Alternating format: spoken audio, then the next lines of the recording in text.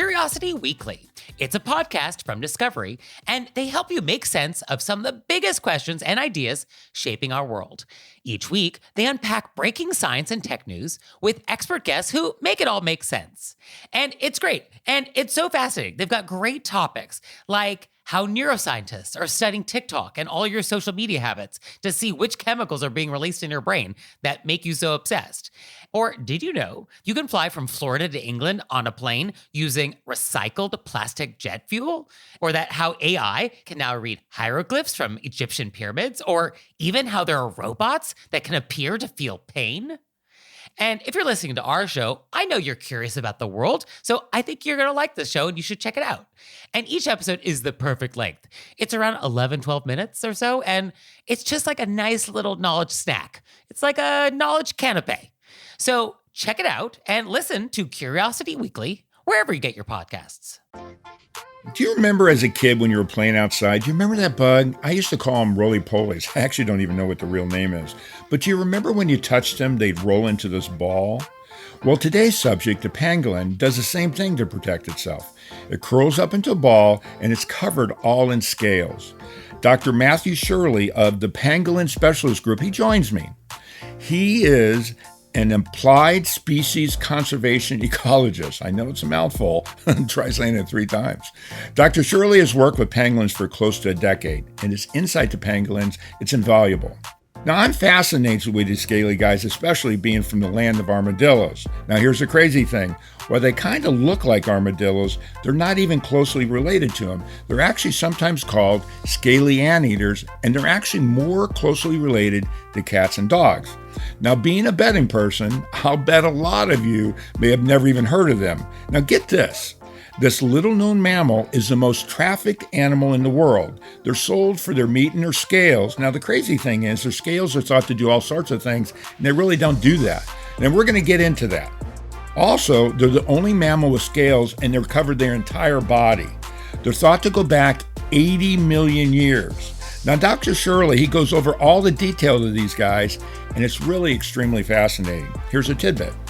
They can have tongues that are 16 inches long that are very sticky in order to get these insects to eat. But get this, they don't have any teeth. Isn't that crazy? Anyways, one of the most important topics we cover is why they're trafficked and what IUCN, the International Conservation of Nature, does and what they're doing to protect these animals from extinction. IUCN takes a world positive approach.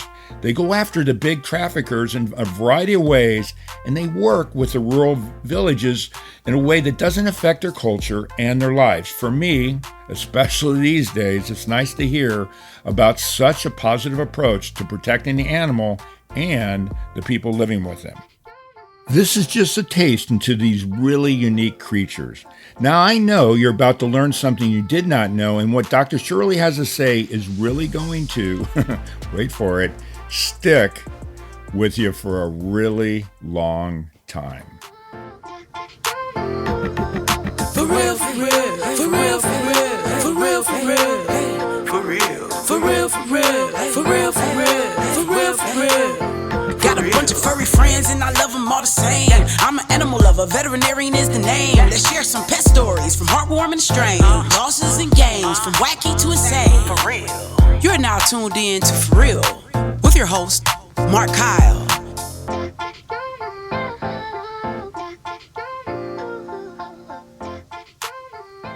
Hey, everybody, and welcome back to the For Real podcast. Today, my guest is Dr. Matthew Shirley. He's of the Pangolin, I'm going to pronounce it right. I apologize, right, Matt, but Specialist Group.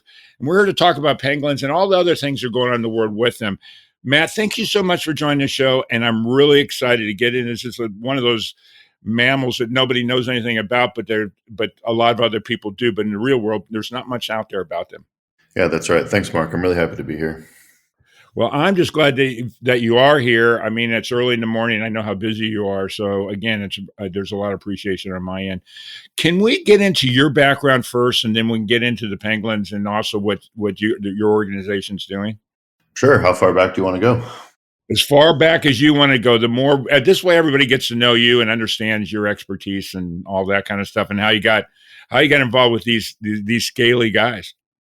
Yeah, well, I don't know. I guess if you want to go way back, I would say my early inspirations were because my parents were much more on the nature documentary side of the TV than the old school cartoons, although I had my fair share of those as well. And so I grew up with Jacques Cousteau and some of these early nature TV explorers, and that was really inspirational. And then they were really patient. I was a massive reptile nerd, so in my bedroom as a kid was floor to ceiling, wall to wall terrariums, vivariums, and Oh, aquariums. that's cool. Parents were always very supportive of that hobby, and my dad kind of grew up in a rural area of Arkansas, so we used to go camping quite a lot and just hiking through the woods. And he was really patient, showing me wildlife. We'd always be catching the turtles and the frogs and talking about their ecology, and it really kind of instilled a sense of admiration and attachment and affiliation for nature. And then I went to college and actually had the opportunity to understand that, yeah, research science on wildlife is actually a thing that people can do. And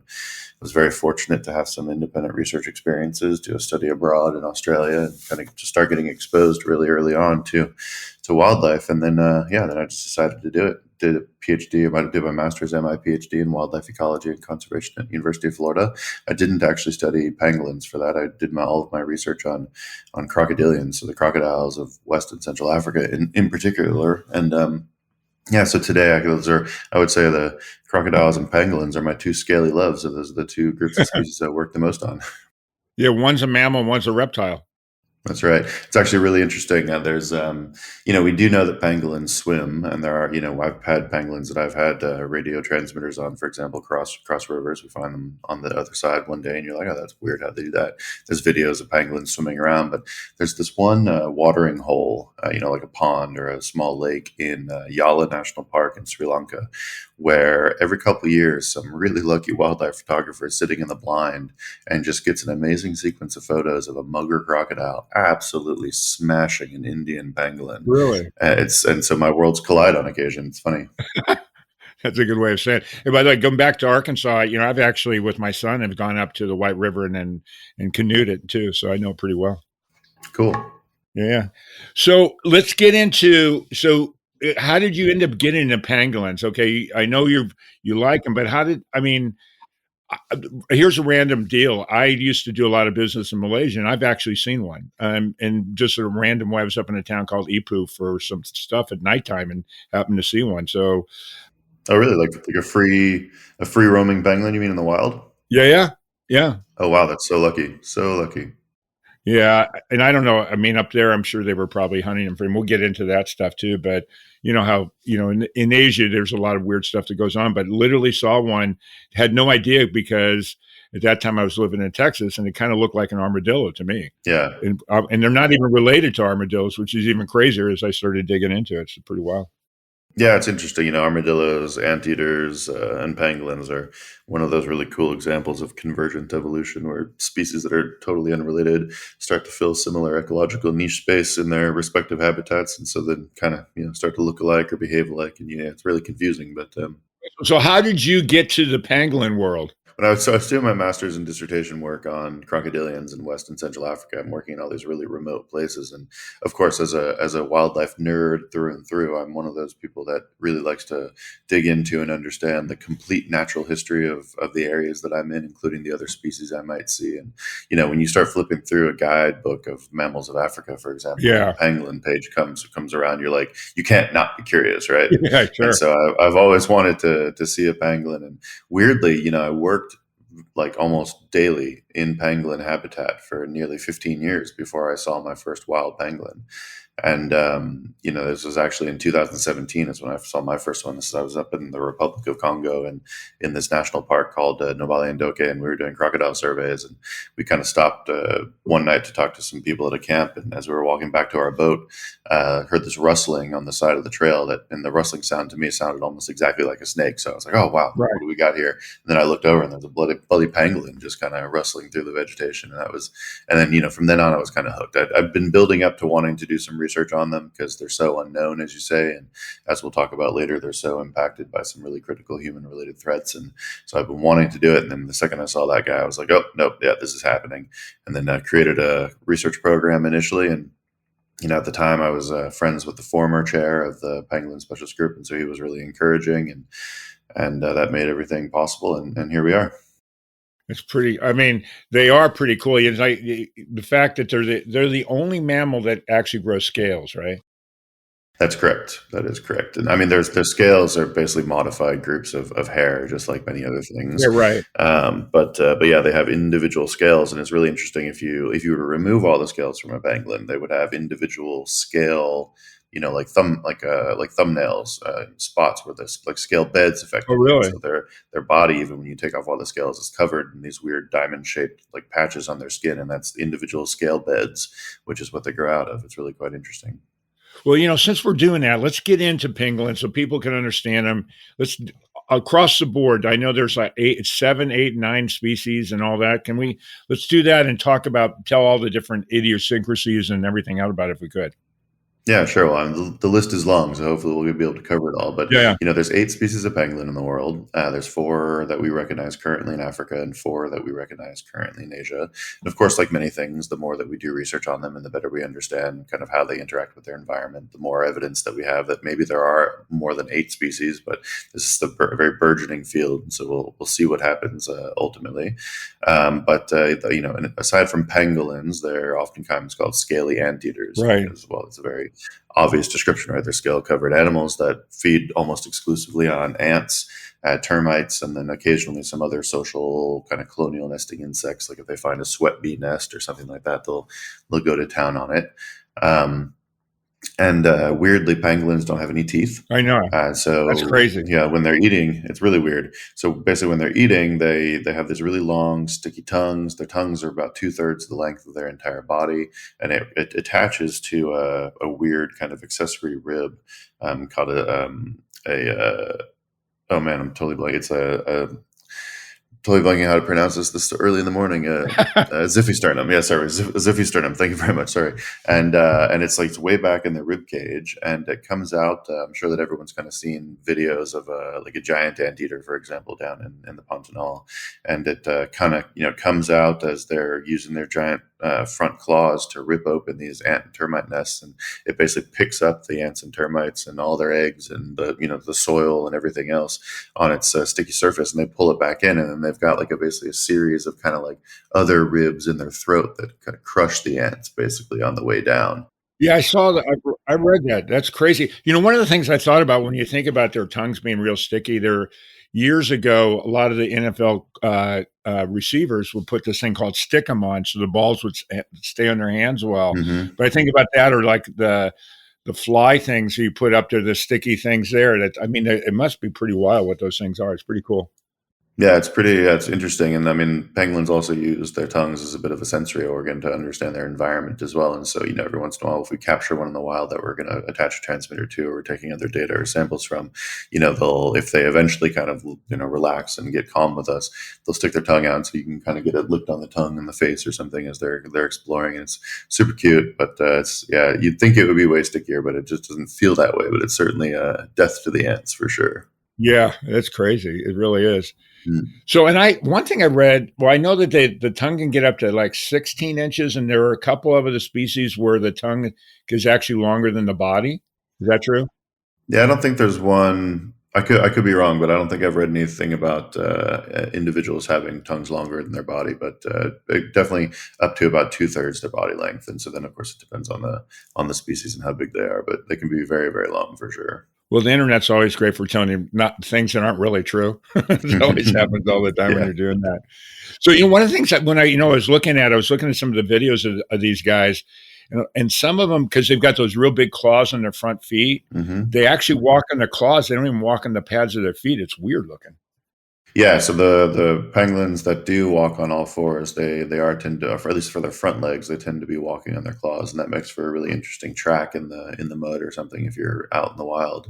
And of course, their hind feet are just like little stumpy club feet, almost like a little baby elephant foot, for example. And that's it's really cute. And yeah, even though despite those limitations, they do a really good job of climbing. For example, there's at least 4 species that spend a lot of time, or 5 species that spend a lot of time way up in trees. They use that their tail as a prehensile kind of fifth limb almost, and I've seen them kind of go up and down sheer tree surfaces. It's really impressive.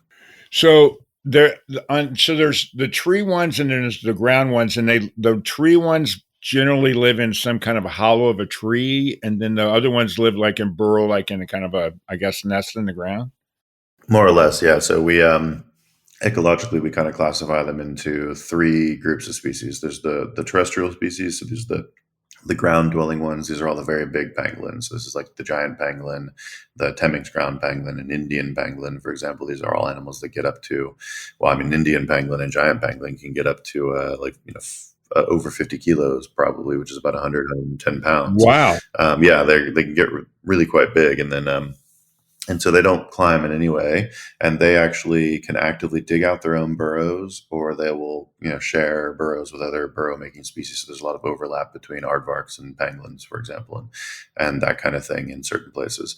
And then then we have four species that we call semi-arboreal, because they will oftentimes go up in the trees, use the trees for foraging or as highways to move around the forest. Sometimes they'll even have sleeping dens up in the trees, but they will come down to the ground and spend a fair amount of time also foraging on the ground or using subterranean burrows where necessary. And then we have the eighth species is completely arboreal, and not to say it never comes down to the ground, because they do on occasion, but we don't know much about them because they spend most of their time almost exclusively in the canopies of trees, and they're really quite interesting animals. Yeah, kind of like sloths on some level. So a lot of things. I've got so many different questions about these guys. So one of the things is, like I think I mentioned earlier, is that they're the only mammal that has scales, or with the scales. I know again it's hair, but that's like a lot of the animals that have horns. It's a hard webbing hair, Mm-hmm. but they roll into a ball when they're protecting themselves. So it's like a giant scale at that time. Yeah, pretty much, and that's definitely their defensive strategy, because they don't have scales basically on their soft underparts, and so they have to they're rolling into a ball to protect their head and to protect their bellies from predation, and it works pretty well. There's a lot of videos out there of, for example, big lions playing with a Temminck's ground pangolin. It's all rolled up into a ball, and you can't do anything. I mean, even if you can fit it partially in his mouth, the scales are pretty good at protecting the body, and so eventually they just get bored and walk away, and the pangolin will unroll itself and walk away as if nothing ever happened. It's interesting. Reminds me of those bugs, the roly-polies. Yeah. Yeah, it's the same thing. It's kind of cool. Another thing, talk about this. I read that even when they're digging into the termite nest and the ant nest, they've got some muscle that'll close their nostrils and their ears so that bugs can't get in to get them. Yeah, I mean, basically, those are the only sensitive areas they have when they're Right. foraging like that. And yeah, you can imagine if they were just constantly getting zinged, it would be pretty unpleasant. Yeah, it's what a wild way. I mean, nature's so cool. So the other thing is too, one of the things by them going into the termite nest and going for all these ants, it's actually good for the ground because they're breaking up all this stuff too. Yeah, that is one of the theories around why pangolins do have some ecological importance, is they're kind of aerating the soil, which helps break up the organic matter and things like that. While that is true on a very localized level, I'm personally I'm a little bit skeptical about how big of an ecological impact that has. You'd have to have a lot of pangolins doing that in a lot of places all the time. But yeah, it certainly contributes. And the other thing I read too is their gestation period varies from 70 days to 140 days, and that's based on each species, I guess. Yeah. I mean, they're just across, if you consider all the cat species or all the various wild dog species, et cetera, same sort of thing. Different animals have different basic ecological needs based on their body size or their physiologies. And so, yeah, there is a bit of variation there. But, even birthing at 140 days, what is that? It's 3.5 months. That's pretty quick, right? Yeah, real quick.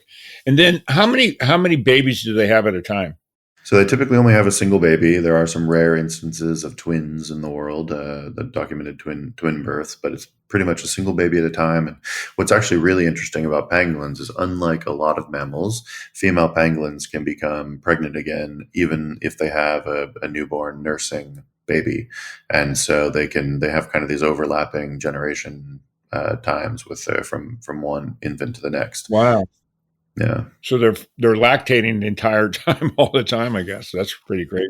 If they're so lucky to come across a male. I mean, that's the other thing. Pangolins lead pretty solitary lifestyles, and like every other mammalian species, they're capable of marking their territory and putting out olfactory scent signs for when they're ready to reproduce. And so they obviously do find each other, but it's they do have they have to be kind of lucky, especially in these days, to find a male. And then they have this very, very weird kind of copulatory, it's not really display, but like when they're trying to copulate, it just looks so inefficient and ineffective. They got to get around all those scales, so it's kind of like it's weird. It's almost like they're crocodiles or sharks kind of mating in some ways. The way they try to kind of like line up, it's funny.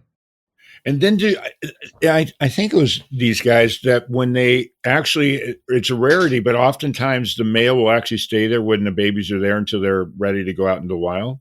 Is that true? No, that's not. I don't think anyone's ever documented that. It's pretty much Okay. a wham bam, thank you, ma'am, and the female kind of goes on her way. And it's really rare that pangolins are even documented moving together. And most of the time that we have documented, like on a camera trap or something like that, most of those cases are a female still, but with like an older, already weaned and fully developed juvenile that just hasn't dispersed yet. And then on occasion, they've been documented with like a reproductive partner for a short period of time, but they don't stick around. Oh, they don't. So how long how long is to the juveniles on their own? I mean, when are they off to the wild? Because they're very solitary. They don't hang out with anybody but themselves, and they're nocturnal too. So how fast is the kid off to his own and say, okay, go ahead, you're by yourself, see you later? Yeah, so it depends on the species again. And the smaller species, the juveniles disperse a bit sooner, somewhere in the 6 to 12 month range. And honestly, we don't know much about how that works for the bigger species, like giant pangolins in particular. But it's certainly going to be a little bit longer because it's just going to take the baby longer to get up to that size. And what's really cute is and interesting is that throughout a lot of that period, the baby pangolins will actually latch on to the females, like at the base of their tail, and they kind of get dragged around, or they ride around almost like a primate, a baby monkey. And it's really nice when you do detect that sort of thing on a camera trap, or you get to observe it in the wild. It's really precious. One thing, and I want to get into, and we're going to get into this when we start talking about what you guys do to protect them. But what's crazy is there's no real when I was looking to see how many there were in the world, there's no number for it because there's no way really to track them. Yeah, this is a really interesting part. I mean, as we were talking about at the very beginning of the show, you mentioned that you saw a pangolin when you were in Malaysia, and I said, "Wow, that's really a lucky encounter." And one of the things I haven't done yet, but I think would be just kind of a fun exercise just to know the group a bit better. But even amongst the IUCN Pangolin Specialist Group members, for example, who are supposed to be the world's leading experts on pangolins and have spent the most time with them, I wouldn't surprise me if 90% or more of our members had never seen a truly like a wild, unrestrained pangolin. Wow. There's a bunch of people that work with like rehab pangolins, so they rescue them out of the wildlife trade and get to interact with live pangolins in that way before they release them back into the wild. And then after they release them, sometimes they track them for quite a significant amount of time, and so they eventually come to see a wild pangolin. But that's that's a pangolin. You know exactly where it is. It's got a transmitter on it, that sort of stuff. And very few people have seen a truly wild pangolin. And so this just kind of goes to show you how difficult they are to find. And I think what a lot of people have a hard time wrapping their minds around is, well, if they're so difficult to find, then how are they so threatened by trade or the hunting, stuff like that? Yeah, exactly. And at the end of the day, I mean, there's certain differences. Hunters obviously use a lot of unscrupulous methods that scientists can't use. Like we can't just go down there, go in cutting down trees or setting fire to habitat, or using dogs to chase pangolins down, or digging up entire pangolin burrows, like that sort of stuff, or setting up snares. Like we just can't do that. And but then at the end of the day, the other thing that's happening is that really I don't think that people themselves are seeing a lot of pangolins, with rare exception. I mean, this is like local villagers or local community members in their habitat, but there are just a lot of those people. And so, if you have an area with 200,000, villagers, each with their own small plantation, even if, every villager only sees one pangolin every 2 or 3 years, That's a lot of pangolins that are being detected and harvested out of the wild just on an individual by individual basis, and that sort of thing. And so it's really challenging. We're working through that right now. There's a couple of really big projects around the world that are looking at how to better detect pangolins in the wild. And so, for example, when we were talking about the pangolin ecology portion, using that understanding to our advantage to try and increase our detection rates. And so that eighth species that I mentioned, that spends almost his entire life up in the tree canopy, it's called the black-bellied pangolin. It's, in my opinion, the most beautiful pangolin species that exists. And so what we've started doing, for example, is putting camera traps up in the tree canopies, and we're getting a lot more detections of not only black-bellied pangolins but white-bellied pangolins in that way. And so it's improving, but yeah, it's a really big impediment to understanding exactly how many pangolins there are out in the wild. And one of the other unfortunate things is, we can actually say the same thing about many species, and it's about many species that we harvest. Animals are just really difficult to observe, and really difficult to observe everywhere, of course.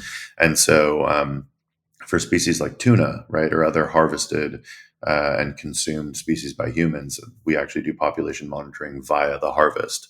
And that's we know how many get removed from the wild every year. And we can use some sophisticated modeling on that basis to understand how many tuna, for example, might still be in the ocean in a certain area. And then we base our harvest, our fishing permits off of that sort of information. Pangolins, as we're probably about to talk about in a moment, are also very heavily harvested by people. And that's one of their main threats. And they've been harvested at very high numbers for a very long time. And actually, there is a very kind of a mathematical relationship between the parts of pangolins that are traded. So, for example, their scales or their bodies for meat, and the pangolin itself. And so what I mean by that is there's a very inherent built-in traceability system. And so we had an opportunity over all these decades to potentially be monitoring pangolin populations via the harvest. But because they were never flagged as an important species by the world's governments or the range state governments, 30, 40 years ago, we lost that opportunity. And now we basically have to assume that the pangolin numbers have declined very significantly in the wild because of what we're observing about the trade now, and of course what we know about their habitat cover around the world and things like that. And so now, unfortunately, they're recognized as very heavily endangered and threatened species, moving in the direction of extinction, and it's very difficult to say how many are out there.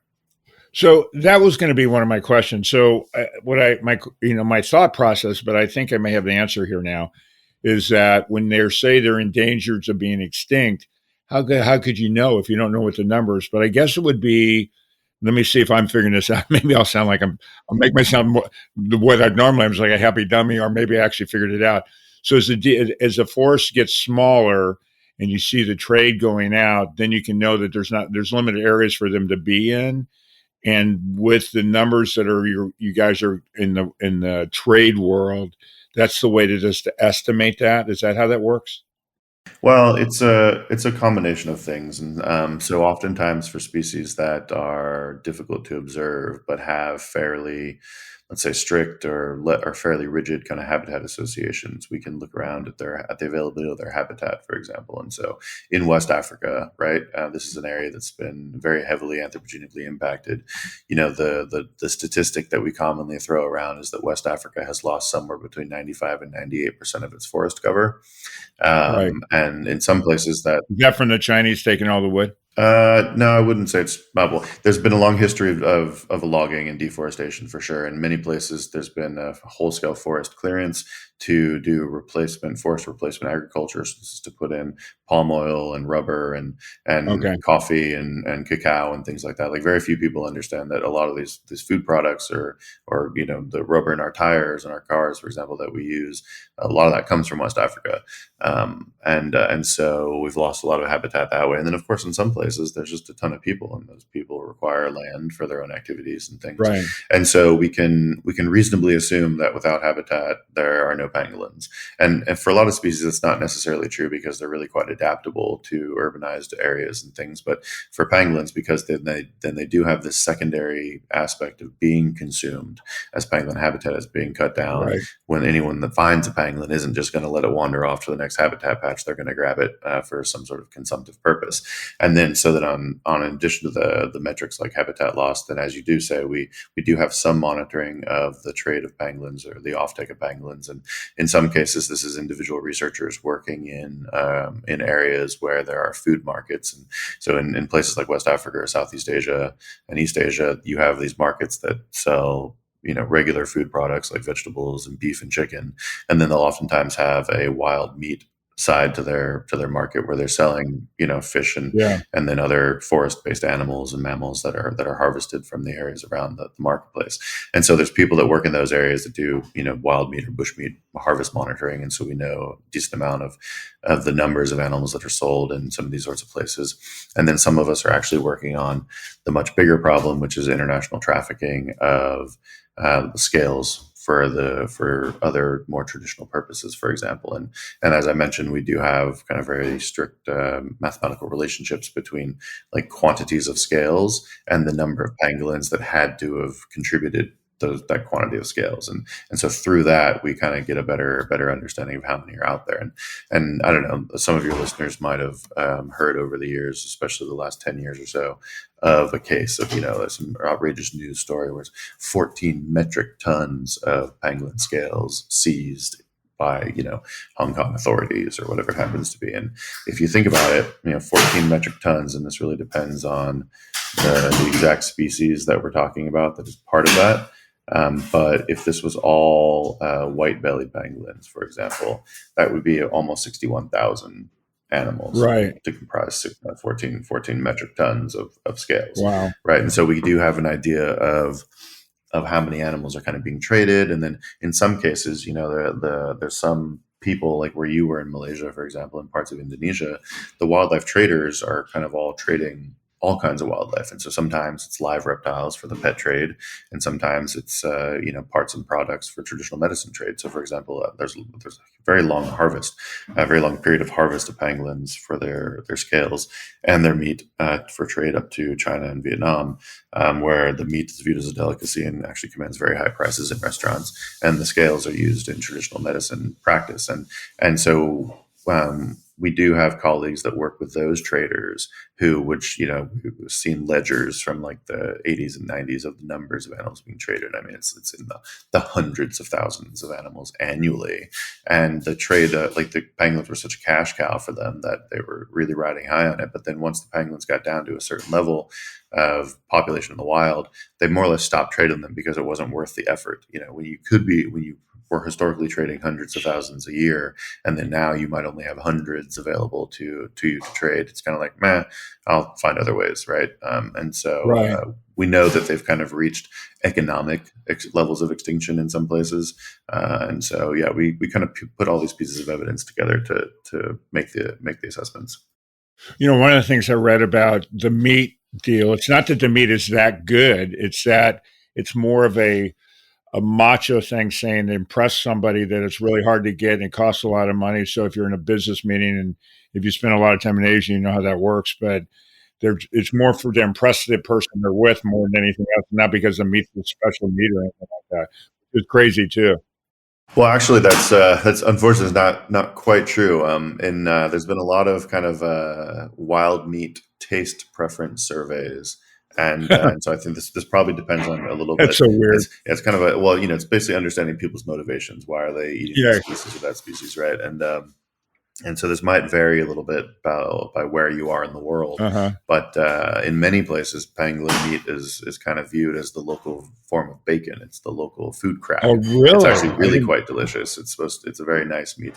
Unfortunately or fortunately, I've never had the chance to try it, but I do have a lot of friends that have lived in extensive periods in rural and village settings where you're kind of integrating the community. You have to eat what everybody's eating. Right. And they've had opportunities to have pangolins. And of course, I mean, obviously just the local community members where all we work, we'll talk with them about this.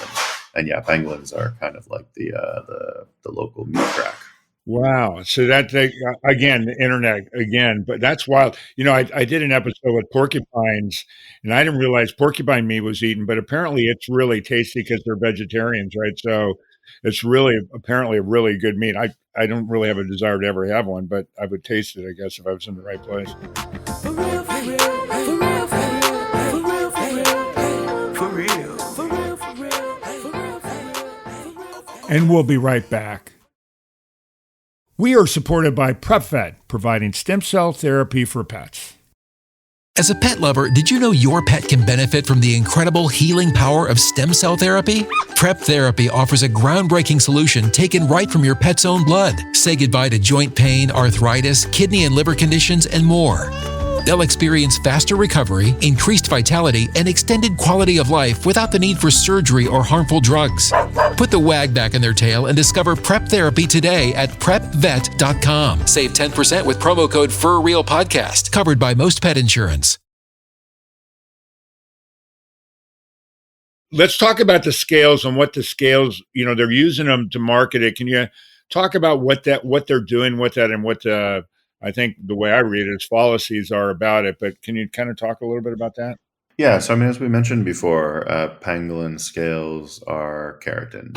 They're basically it's clusters of hair that have developed in a very particular way, and so in that way, it's similar to human hair or human fingernails, that sort of thing.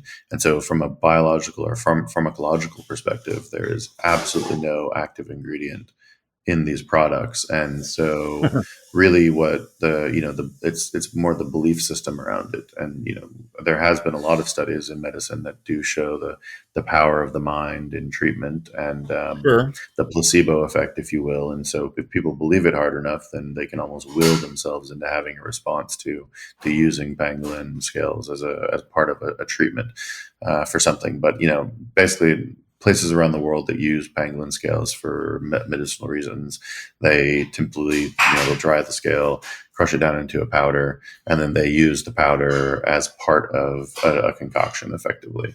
And what I find really interesting from let's say, a cultural phenomenon perspective, there are lots of medicinal products that we do get from the wild, and we recognize the value of those. This, ginkgo biloba has some impacts.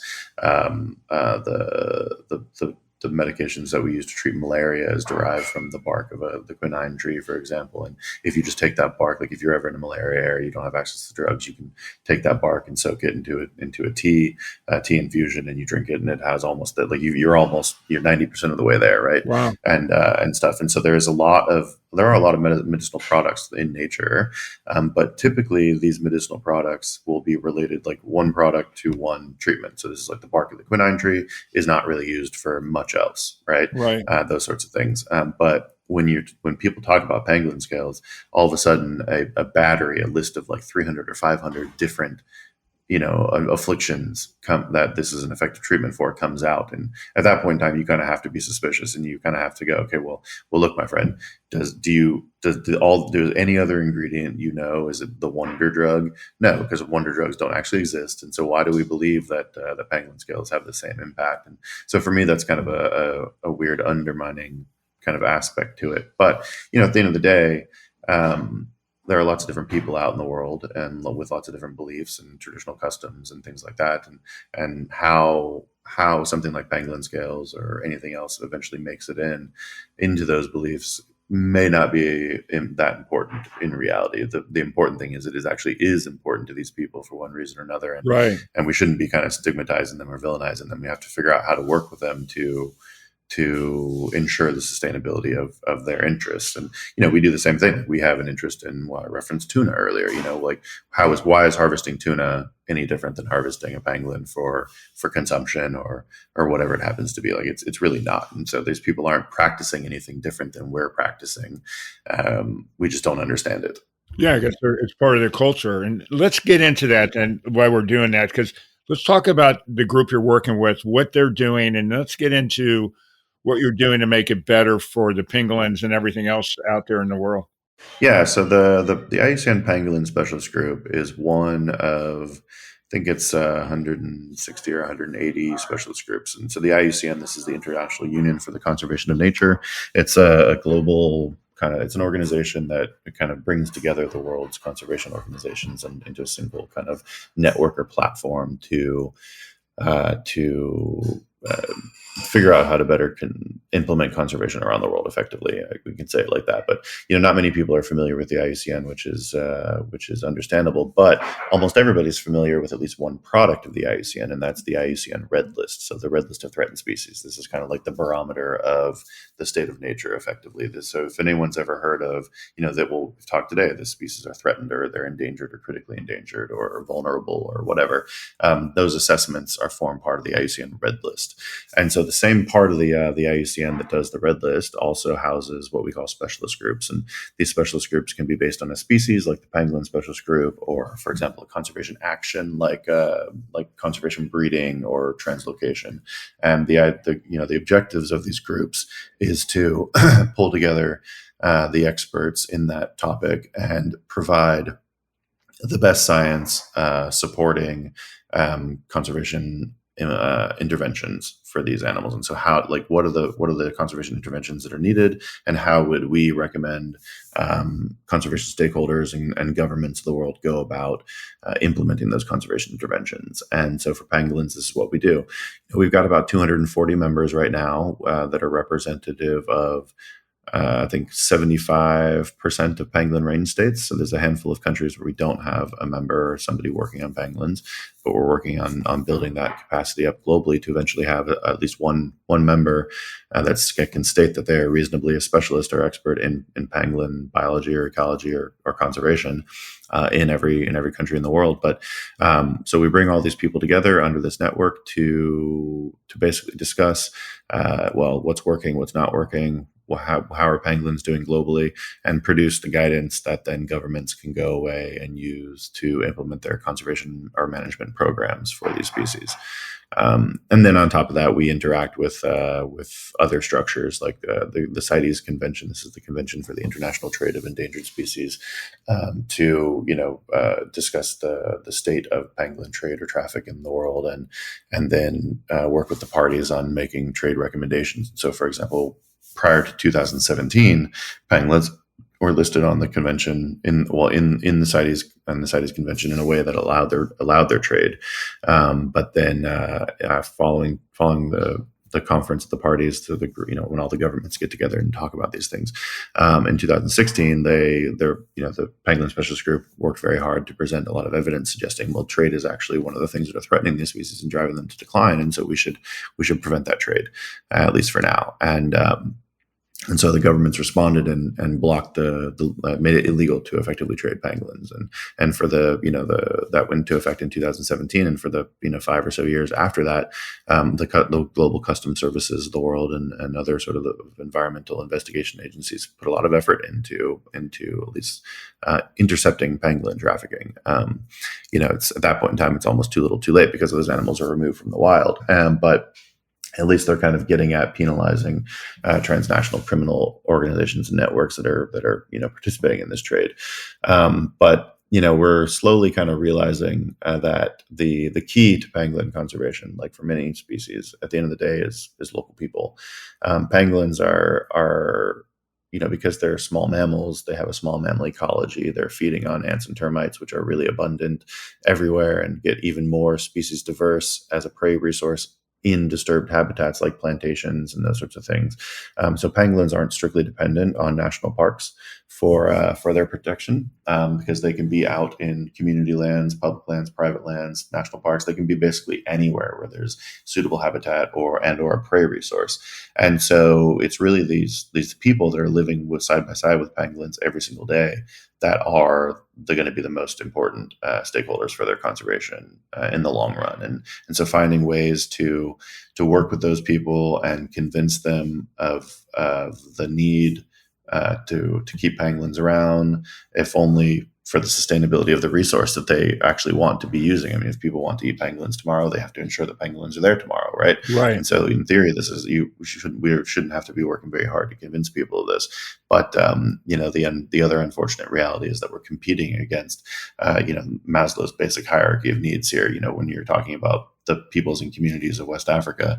These are very under-resourced people who are living hand to mouth day to day. They don't know if they're going to have a food source for themselves tomorrow. They don't know if their kids are going to get malaria, or they're going to have the school fees this year, or any of those other things. And until we find globally a way for us to ensure that all these people living side by side with pangolins and much of the other world's biodiversity have their basic needs met, to have the luxury of caring about the environment like the way that you and I do, then it's always going to be an uphill battle.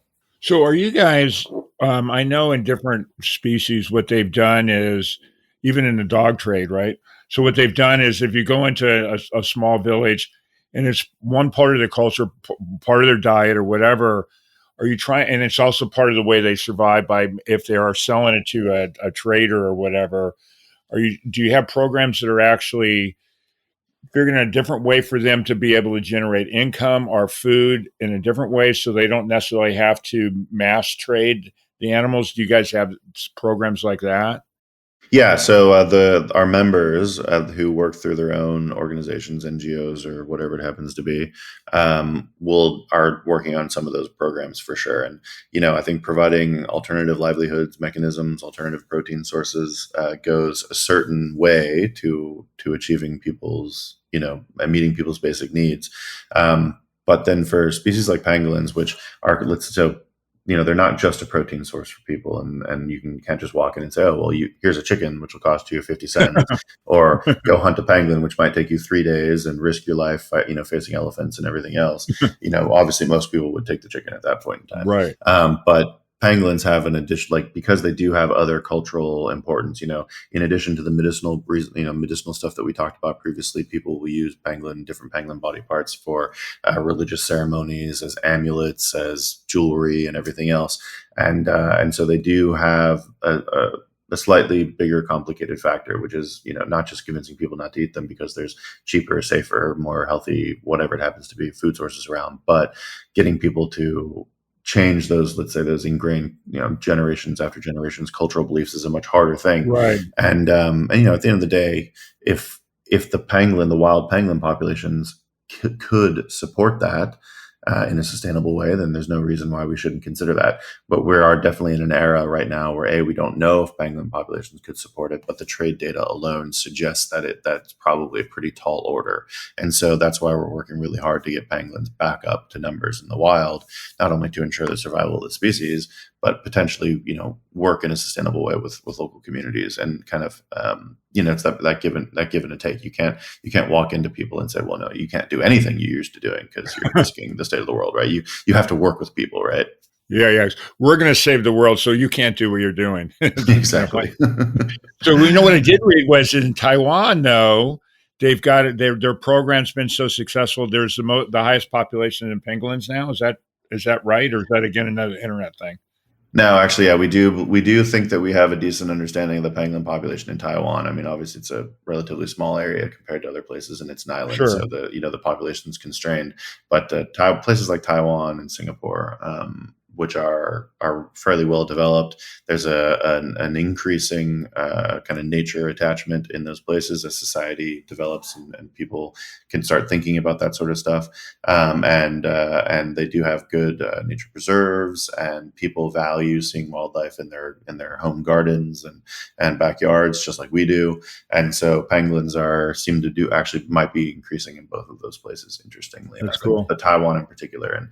And so, yeah, we, whether they have the highest abundance of pangolins in the world, that's I can't really say that for certain, but they do, or they're doing a good job. By the way, I have to say this because it's in my head ever since you said it. What came first, the chicken or the pangolin? I don't know. I'm sorry. It's just my craziness. So what else do we need to address that one is you're trying to, first of all, again, I appreciate being on, but we want to educate people out there, one about them, what's going on with them, and how best people can support them that aren't in Africa or the Asian countries. What can we do to better. No, I think just awareness about pangolins is already a good step. Understanding what they are, that they exist in the world. I mean, most people have never heard of a pangolin, and for the longest time, when I tell people I work with pangolins, they would come back to me and say, "Oh my God, I love penguins. They're so cute with their little black and white suits." And Yeah, they I are. was like, I'm sorry, I don't work on penguins. I work on pangolins, right? But increasingly that's changing. More and more people know that penguins exist and they're out there. And I think, one unfortunate reason for that is there's a lot of speculation around the connection between pangolins and COVID when the COVID pandemic first started happening, and that's been largely debunked. Even though there is a very close relationship, a genetic relationship between the viruses, that still exists. But the connection between pangolins and our pandemic has been pretty well debunked. So increasing our awareness of pangolins out there and just talking about all things nature and biodiversity. I would say there's a lot of things that people can do in terms of looking at sustainable sources of their food and makeup products. So maybe avoiding products that have a lot of palm oil in it, for example, is a good one, because palm oil conversion is a massive source of habitat loss in many pangolin range states. And then of course, for people that are interested, there is always a need by the organizations that are working to protect pangolins and pangolin habitats for financial support. And so definitely consider donating to an environmental organization working with pangolins every couple of years instead of strictly given to all children's or whatever it is. That would be really helpful. And the Pangolin Specialist Group, of course, is open to receiving donations and or helping people find an organization that they can donate to that corresponds to their interests. And so if they wanted to donate to you guys, let's put that information out. It's in the description for you guys listening, but can you kind of go over that as well so that they know how to find you and all that kind of stuff? Yeah, for us, I mean, just visit our website. We have a donate button on the website. It's pretty easy. Enter your information just like you would PayPal or anything else, and away you go. Yeah, I mean, I find them really, really interesting. But now again, this is why you're on, and this is why I get to say this silly things I say. But what I read was that their closest animals in nature are dogs, cats, and bears. Which completely dogs and cats, sort of, but bears, I don't get it. Is that true? Well, yeah, so a lot of these mammal species are kind of grouped under a class called carnivora, and so they're closely related to the carnivores, effectively. Yeah. Okay. And so bears, just like cats and dogs, are they kind of form part of that lineage. Yeah, and for everybody that listens that's in Texas that knows me or is in Texas, they're not related to armadillos. Just so you guys know, they look like them, but they're not related to them at all, which is kind of funny. Not related to armadillos, not related to anteaters, like the big anteaters people see from South America or any of that sort of stuff. They're their own lineage. They're really quite unique.